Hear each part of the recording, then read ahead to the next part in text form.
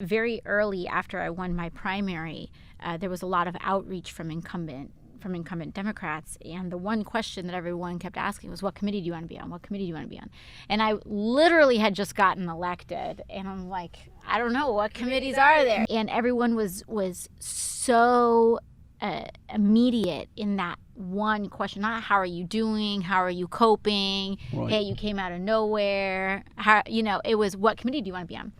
And I remember thinking, wow, why is this the question?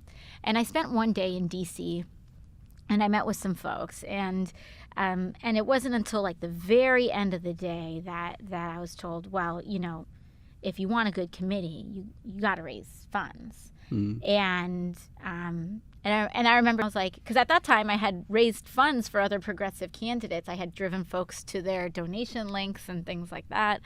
And so by that time we had raised over, I think $50,000 or $100,000 for other progressive non-corporate funded campaigns. And I was like, oh, but I am raising funds. And they're like, oh, no, to the D-Trip. And I was like, oh, but I had just gone through this year where at the time the D-Trip had gone against other progressive candidates. And I was like, okay, well, I remember leading that and I'm like, well, I'm going to get put on some terrible committee.